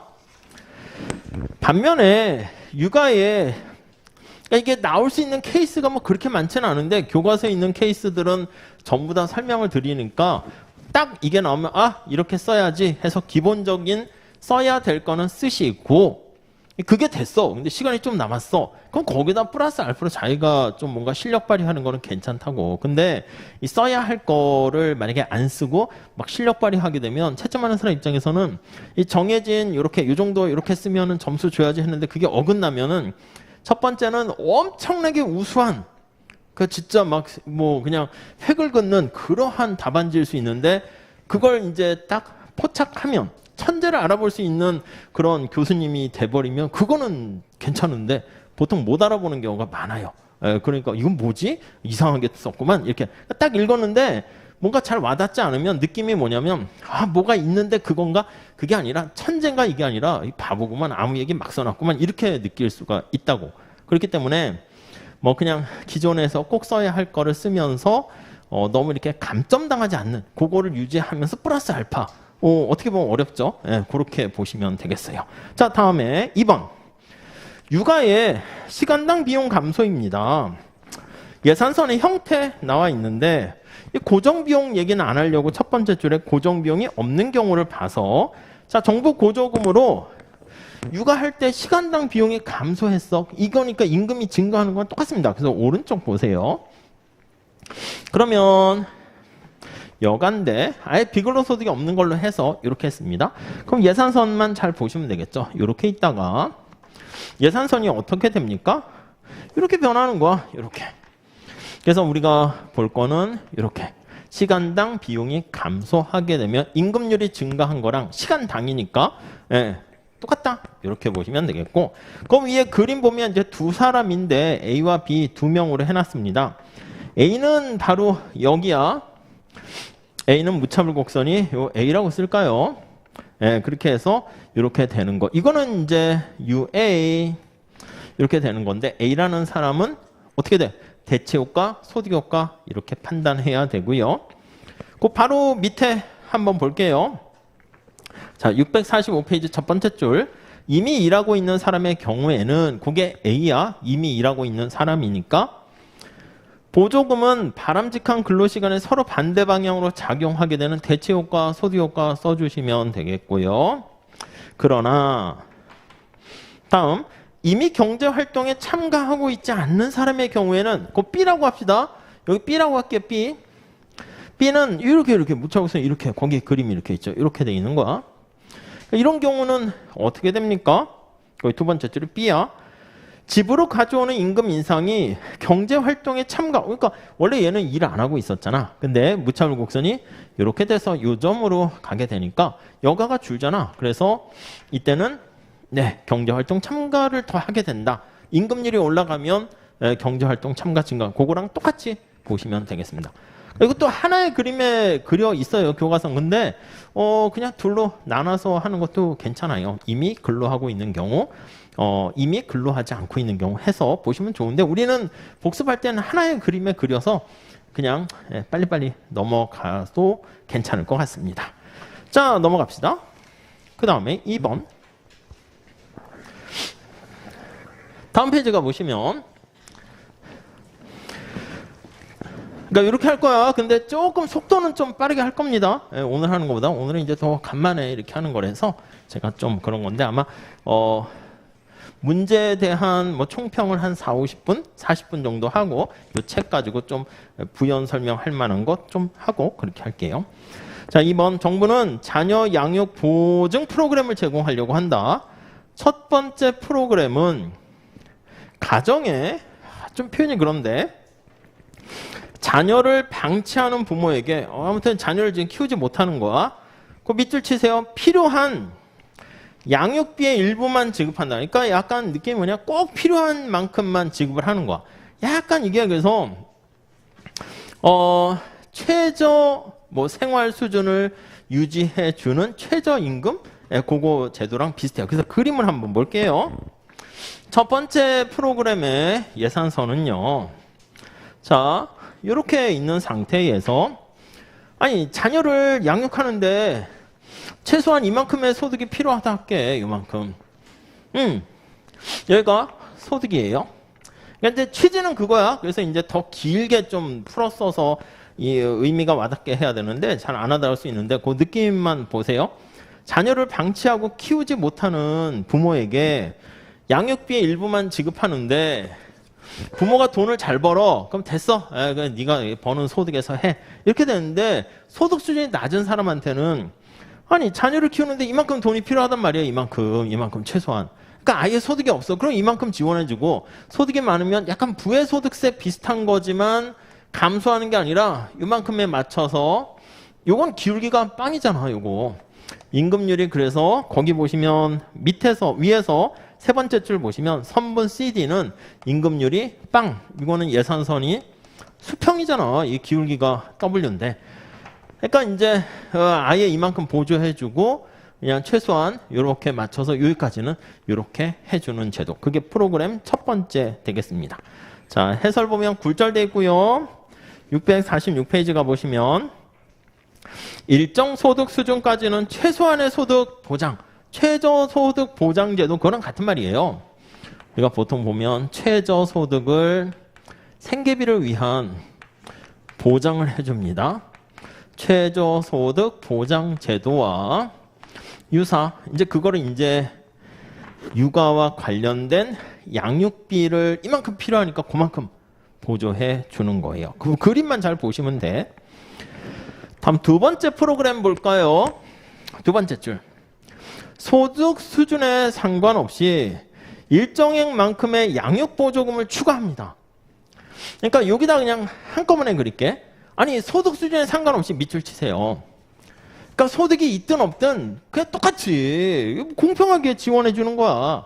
근데 이제 이만큼 지원해 줄 수도 있어요. 이만큼 똑같이 지원해 줄 수 있는데 거의 단서가 뭐라 붙었냐면 단 노동을 하지 않는 경우에는 첫 번째 프로그램보다 보조 금액이 작다. 그러니까 요거보단 작게 지원해 줘서 요만큼 이렇게 지원해 준다. 이렇게요. 이해 가세요? 예산선 형태가 중요해요. 예산선의 형태 이렇게 보시면 되겠어요. 그러니까 첫 번째 프로그램은 이렇게 굴절되고 두 번째는 이만큼 소득 수준과 상관없이 비근로 소득을 다 보조금으로 지원해 줘. 근데 이거보다는 작게 지원해 준다. 이렇게 보시면 되겠습니다. 자, 그래서 647페이지 한번 보시면 자, 그래서 거기 보시면 647페이지 밑에서 두 번째 줄 볼까요? 그러니까 뭐라고 돼 있냐면 만일 이 여성이 일하지 않고 복지급여를 받는 채로 있다면, 그러니까 복지급여 받을 때는 이 경우에는 이만큼이 급여되는 거 아니에요? 핑크 색깔로. 근데 두 번째 프로그램일 때는 요거보다 작게 된다, 감소한다. A 이만큼 이렇게 받게 되니까 요만큼 감소하는 거죠. A 이만큼만 받게 돼서 이전 거보다는 작아진다. 뭐 그 의미로 표현한 겁니다. 그러니까 예산서원 머릿속에 넣어두시면 될 것 같고요. 넘어갑시다. 자, 648페이지 볼게요. 자, 첫 번째에 비해서 두 번째 프로그램의 실행 시 여성의 경제활동 참가율에 미치는 영향에서 케이스 바이 케이스로 우리가 보려고 해요. 그건 여러분들이 읽어보시면 좋겠지만 제가 꼭지를 짚어드리도록 할게요.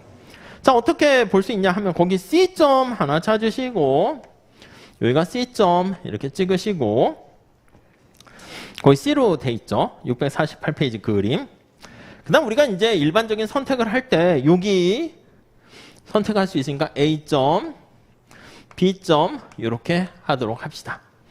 선택할 수 있는 점을 3개 찍으시고 거기에 맞춰서 무차별 곡선의 곡률을 정해야 돼. 이렇게 되게 가파른 사람인 경우에는 C가 제일 좋고 A가 B보다는 항상 위에 있겠죠. 그러니까 이제 UA보다 UB는 크다라는 건 이거 디폴트로 놔두셔야 돼. 당연한 거지. B보다 A가 더 밖에 있으니까 효용은 높을 거야. C가 어디 들어가는가 그거에 따라 그거는 이제 무차별 곡선의 곡률에 따라 달라지죠. 그래서 거기 한번 봅시다. 첫 번째는 자 우리 거기 648페이지 거기 나와 있는 그림 3 그거는 무차별 곡선이 C일 때가 가장 효용이 큰 거야. 그렇죠? 그러니까 여기 이렇게 가파르게 돼 있어. UC, UA, UB A와 B는 언제나 변하지 않고 C가 가장 효용이 큰 경우예요. 이해되셨죠? 따라오고 계시죠? 좀 버거우세요? 그러니까 이게 사실 이렇게 하다 보면 장점이 뭡니까 하면 뒤에 다시 뭐 부의소득세나 EITC 다시 설명드리고 스파이크도 말씀드리는데 요걸 좀 어려워 보이긴 하는데 요걸 좀 하시게 되면 그게 좀 쉬워지는 측면이 있어.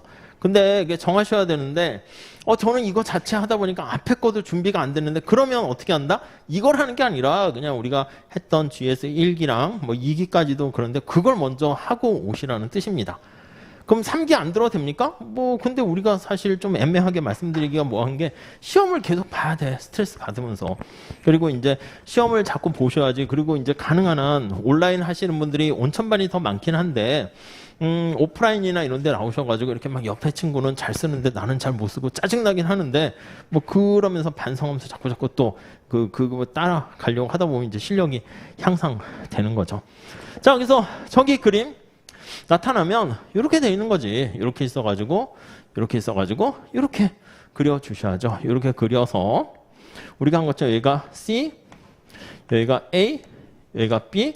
무차별 곡선 그리면 어떻게 된다? C가 제일 크니까 이렇게 있다고. 그래서 그거 그린 거라고. 여기 하면 이렇게, 여기 하면 이렇게 되는 거죠. 이해 가시죠? 그게 거기 나와 있는 거예요. 다음 오른쪽 가볼게요. 649페이지. 자, 거기 위에 그림 4는 C가 효용이 제일 작은 거야. 그래서 요 A, B는 그대로 놔두시고 이건 변함이 없어요, 순서가. 그런데 C가 이제 가장 효용이 떨어져. 그래서 UA 저 안에 우리 2기 때 했던 최저 그런 예산선 바뀌는 거 그런 것도 같이 좀 잘 봐주세요. 이렇게 되는 거라고. 그림 가만히 보시면 C일 때가 효용이 제일 낮은 거야. 그래서 여기 그림을 그립니다. 이렇게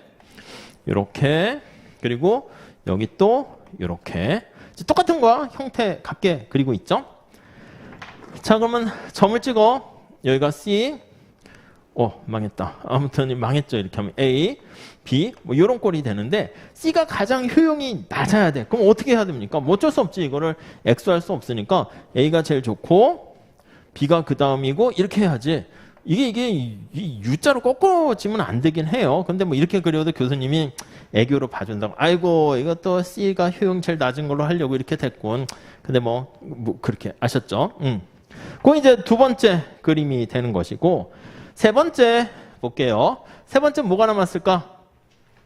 이게 다야 나올 수 있는 경우가 A, B를 고정했을 때 C가 제일 크고 제일 작고 중간에 들어가는 게 있겠지. 자, 그러면 UA 있는데 UC가 이렇게 중간에 들어가게 되는 경우입니다. 그게 바로 밑에 그림 O 이렇게 돼 있는 거죠. 그림 그려볼까요? 그리실 수 있으실 것 같은데. 그러니까 이제 내용을 쓰는 것도 중요한 건데 우리 시험에서는 그림 그리는 연습도 중요하죠. 그래서 뭐 지난번에 봤던 다시 하겠지만 EITC 같은 거 다시 좀 봐보시면서 그림 잘 그려 주셔야 돼요. A, B, C 여기 A, 여기 B, 여기 C. 자, 거기 어떻게 된다? A가 제일 효용이 높고 C가 그 다음이야. 그러니까 A가 효용이 제일 높고 됐죠? C 좀 억지스럽지만 이렇게 C 그리고 B 이렇게 그리고 됐죠? 그러니까 이게 UA, UC, UB 이렇게 돼 있는 거래요. 그러니까 각각에 대한 설명은 그냥 이 그림만 잘 그리시면 내용은 쉽게 이해되니까 뭐 시간 걸리셔서 뭐 보실 거는 그렇고 이렇게 예산선 되는 거 살짝 봐주시고 요거 스토리 그냥 살짝 봐주시면 되겠어요. 넘어가 볼게요. 자, 그 다음에 본문 내용은 안 보셔도 돼. 예산선 형태만 잘 보시면 돼요. 점 찍어서 각각의 곡률에 이 가파를수록 C가 높고 완만할수록 이렇게 되는 거 알 수 있을 겁니다. 다음 651페이지 가보시면 요거 3번. 자, 이거는 이제 그 모든 노경책에도 들어가 있어요. 뒤에 소득 분배 관련된 불평등 관련한 아니 세상이 불평등해 소득이. 근데 불평등의 정도를 측정을 해야지. 그거에 대한 로렌츠 곡선, 뭐 지니계수 그 정도만 살짝 보시면 될 것 같습니다. 우선 1번은 불평등 발생 원인 그건데 그거는 그냥 가볍게 보시죠. 첫 번째 줄 볼까요? 자, 불평등 관련한 논의를 보시면 첫 번째 줄에 경쟁 노동시장에서도요 개인의 능력이나 노력의 차이가 소득이 불평등한 원인이 될 수도 있죠. 이건 오히려 정당한 거라고도 볼 수 있습니다. 자, 그리고 여기에다가 두 번째 줄에 편견이라든가 차별이죠. 또는 통계적 차별 이런 것들 때문에 임금이 불평등해질 수 있고 그 다음 비정규 일자리 시장에서의 구조적 차별, 그러니까 차별이 편견일 수도 있고 구조적 차별 등등등 이런 것 때문에 불평등한 현실이 되는데 자 2번 빈곤 상태에 빠지기도 안 됩니다. 3번 그래서 지금 얘기한 것처럼 좀 뭔가 불평등의 정도를 개선시키려고 하면 측정을 해야 되는 거지. 우리도 그런 거 아니겠습니까? 어떤 사람이 노무사 관련된 2차 시험을 잘 공부했냐? 측정하려고 시험 보는 거지 뭐. 자, 4번. 시장이 효율적이더라도요. 불평등을 야기할 수가 있게 되고요. 불평등은 살펴보시면 어느 정도까지는 경쟁을 촉진시키지만 그 스토리만 그냥 한번 보세요. 교과서에 있는 내용을 제가 그냥 다 넣어놨어. 그러니까 이걸 쓰실 일은 없을 것 같아. 근데 뭐 그냥 불평등 관련해서 이러이러한 스토리만 머릿속에 한번 넣어두시면 알게 모르게 은연중에 답안지에 이런 것들이 조금씩 스며들어 나오게 돼요. 근데 지나치게 경쟁의 동력은 경쟁에 지나치게 되면 역시 과유불급이죠. 경쟁의 동력을 말살할 수가 있고 그러다 보니까 아예 일할 의욕이 없어서 다음 5번에 보니까 지나친 경쟁 때문에 노동의 도태, 이거는 상품이나 기술 도태와는 또 다른 심각한 문제다. 아무튼 뭐 그냥 인트로인데 그냥 넘어가시고 다음 두 번째 우리의 관심사는 불평등 발생 원인 그것도 나와 있는데 뭐 같은 얘기예요. 자, 우선 일반적인 원인 한번 보시면 동그라미 1번 보세요. 고도 성장기가 종료되면서 저성장기에 진입하면서 같은 얘기야. 저성장기. 네, 그러면서 미숙련자에 대한 수요 감소. 그러니까 숙련 기술 진보가 숙련 편향적 기술 진보 그거 보시면 되겠죠. 미숙련자에 대한 수요는 감소하고 숙련 근로자에 대한 수요는 증가하고 격차 벌어지게 되겠죠. 더 나가서 동그라미 2번 세계 무역의 자유화, 수입 관세 장벽 떨어지고 그러니까 이제 해외에서 수입이 들어오게 되면 수입과 관련한 그런 산업에 종사하는 근로자들은 더 피해를 보게 되네요. 3번 대기업 공장이 해외 이전과 아웃소싱 같은 말이야. 숙련 편향적 기술 진보인데 숙련자에게 유리한 편향됐다는 게 그런 의미죠. 편향적인 유리한 기술 진보. 그러니까 보수가 더 높아지는 걸 알겠죠. 고령화 노동의 질이 떨어지고 경제 활력 저하, 노조의 조직률 저하. 그러다 보니까 이제 약자들이 목소리 힘을 낼 수 있는 창구가 더 없어지게 되는 거죠. 다음 페이지. 네, 그 정도 보시고요. 한국의 특수한 원인 또 교수님 조우영 교수님 책에 뭐 그런 것들이 있는데 보시죠. 첫 번째 줄에 고도 성장 과정에서 부분별 지역 간의 불균형, 그렇죠? 그다음 고생산성 고임금 부분과 저생산성 저임금 부분 간의 불평등. 그게 동그라미 2번 보시면 산업의 이중구조 이렇게 이중노동시장 그거 보시면 돼요. 산업 자체가 둘로 이렇게 나눠지면서 거기 보니까 고임금 두 번째 줄에 동그라미 2번에 고임금 정규직과 저임금 비정규직, 고임금 대기업과 저임금 중소기업 간의 소득 격차가 더 벌어지게 되고 거기다 재산까지 4번 부하재산의 세습, 뭐 수저 논쟁, 권력층과 재벌이 결합하는 계급 결혼, 아무튼 사회 이동의 약화와 계층 상승이 제약, 다음에 5번 청년 인구의 급격한 감소 등등등. 아무튼 뭐 그렇게까지 뭐 디테일하게 쓸 건 아닌데 이런 많은 요인들 때문에 불평등이 심화된다. 자, 우리의 관심사는 이거야. 아니 그래서 어떻게 측정할 건데 그걸 보셔야죠. 자, 우선 간단한 거는 이제 10분위 분배율 그거 기억하시는지요? 10단계로 나눠서 요거를 측정하는 거야. 제가 소득을 1분위 저소득계층부터 1, 2, 3, 4, 5, 6, 7, 8, 9, 10 이렇게 나눠서요. 자, 하위는 40% 이제 요 이제 저소득층 해서 이렇게 표현하고요. 상위는 20% 이렇게 합니다. 우리 뭐 일기 때 뒷부분에서 했던 것 같아요. 그래서 하위 40% 1차용이긴 합니다. 상위 20% 이렇게 10단계로 나눠가지고 상위 20%의 소득과 하위 40%의 소득을 더해서 얼마나 차이 나는가 이렇게요. 그 다음에 그러니까 이거는 어떻게 됩니까? 완전 균등한 경우는 어떻게 될까요? 완전 균등하면 상하가 의미가 없어요.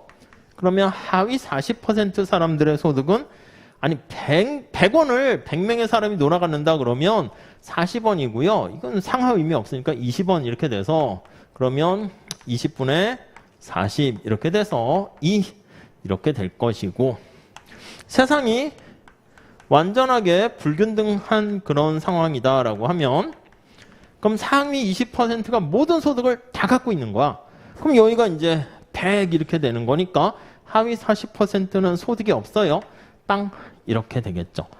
약간 살짝 그냥 봐주시고 나온다 하면은 그냥 밑에 위에 나와 있는 로렌츠 곡선 요 정도 요거보다는 보시면 돼요. 로렌츠 곡선. 자, 이거는요 위에 그림이 잘 나와 있듯이 수평축에는 인구의 누적 비율이야. 누적 인구 비율. 그러니까 이제 100% 하는데 이제 100명이라고 할게요.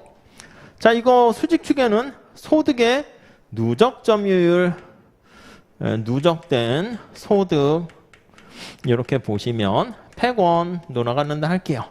이렇게 뭐 정사각형을 만들었어요. 뭐 직사각형에도 상관없죠. 비율이니까. 자, 모든 100명의 사람들의 100원을 똑같이 놀아갔는다 그러면 이렇게 대각선의 형태가 돼. 그래서 거기 나와 있는 게 이게 완전 균등하다. 이렇게. 그렇죠? 그러니까 이게 책에 있습니까? 예, 있어요. 출제 가능성 있습니까? 없어요. 나올 수 있을 수도 있겠죠? 예, 그럴 수는 있어요. 그러니까 이렇게 요 정도 선에서 살짝 보는 거지. 그러니까 아예 그냥 아예 그냥 접어놨다가 나올 가능성 굉장히 희박하지만 나왔다. 그거 완전히 이건 손도 못 대거든. 로렌츠 곡선에 대해서 뭐지? 이렇게 된다고. 그러니까 이 정도만 눈도장 찍고 그냥 좀 접어두셨다가 나중에 시험장에 다시 로렌츠 곡선 한번 눈으로 한번 보고 넘기시고 꼼꼼히 안 보셔도 돼. 자, 그 다음에 요거 이렇게 되면 이게 완전 불균등 이렇게 된다고요. 불균등. 네, 그렇죠?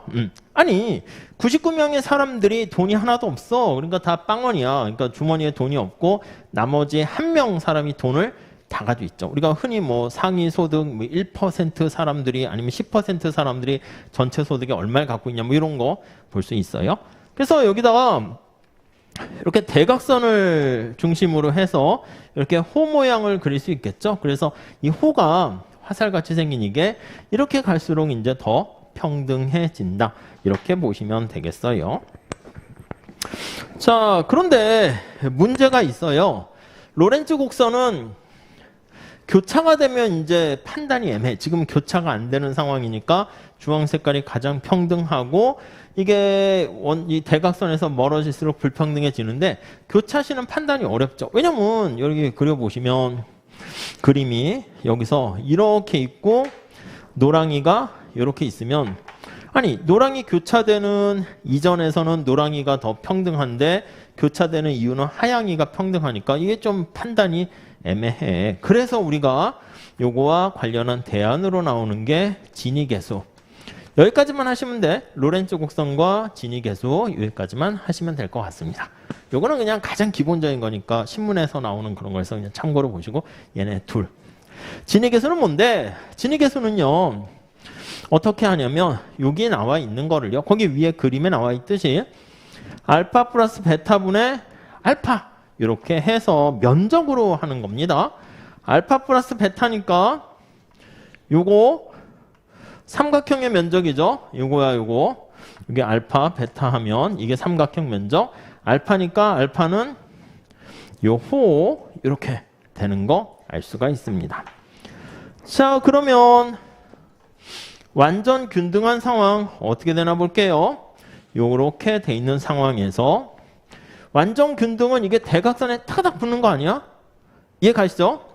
자, 그러니까 여기 다시 살짝 그림을 보면 뭐 간단 그래프예요. 뭐 그렇게 복잡하진 않아서 알파, 베타.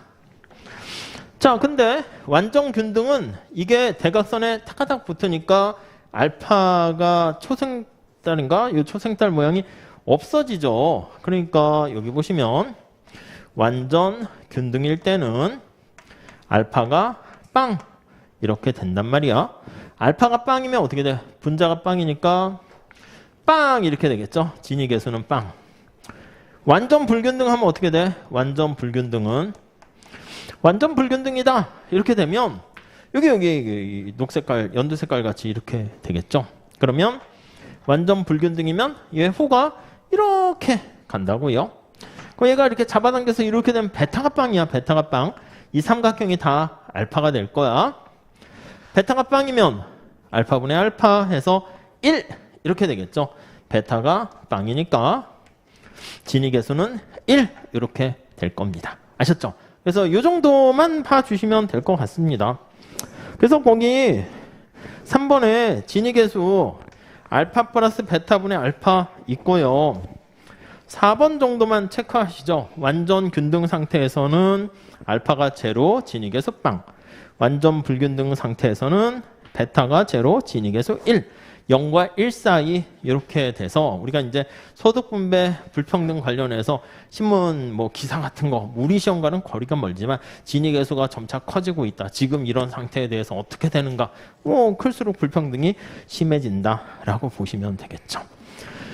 자, 그리고 655페이지 거기 최저임금제 하는 거는 여러분들께 맡길게요. 그거 노동시장 관련된 거니까 내용을 한번 보시고 656페이지 최저임금제가 적용되는 시장에서 적용 안 되는 노동시장으로 이동하는 거 우리 뭐 앞에 봤었던 건데 우리나라 교수님 책에 설명이 있는 거를 거기 조우영 교수님 책에 있는 걸 넣어놨으니까 한번 보시고 657페이지 위에 수요 독점하에서 최저임금 효과 이거 지난번에도 시험 봤었죠. 근데 제가 지난번에 영상으로 제가 코멘트 올렸는데 그거 보셨습니까? 보셨죠? 요게 MRP 요게 노동의 공급 곡선 요게 MFC 요거 하나만 하고 끝낼게요. 최저임금을 이렇게 설정했다 그러면 MFC는 어떻게 돼야 됩니까? 이게 새로운 노동 공급 곡선인데 거듭 말씀드리는 것처럼 이거보다 밑에 있는 거는 의미 없어요. 이렇게 된다고. 그러니까 여기 있는 게 위로 차가닥 올라가니까 새로운 노동 공급 곡선은 여기까지는 높은 걸 찾는 거야. 여기서는 다시 요걸 따라서 가는 거죠. 이렇게 되니까 MFC는 어떻게 됩니까? MFC. 여기서 이렇게 된다고. 여기까지는 수평이니까 여기까지 가다가 여기까지 MFC. 이제 여기서 이렇게 살아났으니까 여기서도 살아난다고. 그래서 이렇게 해서 여기서 이렇게. 여기서 그냥 연결하세요. 이렇게 돼야 된다고. 그럼 이제 최적 선택점은 어디입니까? 그럼 새로운 파란 색깔 MFC랑 MRP가 만나니까 여기서 결정된다. 이렇게 하죠. 근데 많은 분들이 뭐 여기서 이렇게 하다가 이렇게도 그리시고 진짜 한 30%가 그렇게 그리셨더라고요. 그래서 좀 은근히 깜짝 놀랐는데 실수 안 하실 것 같은 분들도 그렇게 많이 했어. 뭐 그러면 모르는 것도 아닌데 시험장에서 낭패를 보는 거죠. 그러니까 그런 것들 주의해 주시고 657페이지 소결은 지워버리세요. 지워버리시고 658페이지가 원래 이제 요거를 시험 문제로 낼까 하다가 그냥 좀 응용해서 계산 문제로 냈거든요. 658페이지에 정부의 보조금입니다. 고용보조금. 오른쪽 659페이지에 그림 있죠? 오늘 한 거야. 그거 한번 그림 눈도장만 찍으시고요. 뭐 그거부터는 다음 시간에 다시 한번 설명드릴게요. 왜냐면 중요한 건 아닌데 제가 봤을 때 660페이지에 고용보조금을 지급함으로써 발생하는 뭐 대체 효과 사실 비슷비슷해요. 전치 효과 뭐 이렇게 교수님 책이 있어가지고 뭐 그게 나오면 약간 대체랑 전치는 디스플레이스먼트야. 비슷비슷한데 약간 뉘앙스가 달라요. 그래서 그거 좀 설명드리고 661페이지 부의소득세 이것도 EITC 다음 시간에 설명드릴게요. 663페이지에 그 계산은 여러분들이 셀프로 우선 해보세요. 이것도 다음 시간에 제가 설명을 드리도록 할게요. 우리 전에 시험 봤었던 거야. 1기인가 0기 때 냈던 것 같은데 665페이지에 있는 그림 하나 잘 보시면 되겠어요. 그러니까 거기서 중요한 고용보조금이라든가 뭐 EITC라든가 그건 제가 다시 한번 제가 꼭지를 설명드리긴 할 건데 그거 다음 666이네. 666 전 단계까지는 그래도 한번 쓱 해서 봐주세요. 그러니까 오늘 시험 문제 낸 거 해설지 보면서 살짝 내용만 머릿속에 넣어두시고 앞에 뭐 육아 보조금 뭐 이렇게 나와 있는 거 교과서에 있는 그대로 내용이니까 그 문제 내용보다는 제가 설명드린 취지만 잘 봐주세요. 그럼 출제자가 그렇게 내면 아, 요 문제 그림을 그리라는 거구나 해서 그대로 그려주시면 될 것 같고 계산 문제 665페이지 4페이지에 있는 계산 문제는 한번 셀프 해보시고 제가 빠르게 다음 시간에 그거부터 설명드릴게요. 뭐 이런 식으로 할 거야. 그래서 다음 시간에 어디까지 갈 겁니까 하면 시험 문제 강평해드리고 2회 모의고사 있잖아요. 오, 문제가 좀 많죠. 2회 모의고사에 해당하는 중요한 것들 조금 부연 설명을 좀 해드리도록 할게요. 아셨죠? 그래서 이렇게 전범위 계속 반복하시면서 보시면 뭐 할만할 거예요. 그럼 조금 한 3회차까지 들어가면 뭐 노경은 어떻게 할 것도 별로 없어져. 그러니까 자꾸 책을 넘기면서 익숙하게 만드시면 될 것 같습니다. 자, 여기까지 하시고요. 다음 시간에 또 이어서 뵙도록 할게요. 질문 있으신 분 질문하시고 여기서 마치도록 하겠습니다. 수고하셨습니다. 예.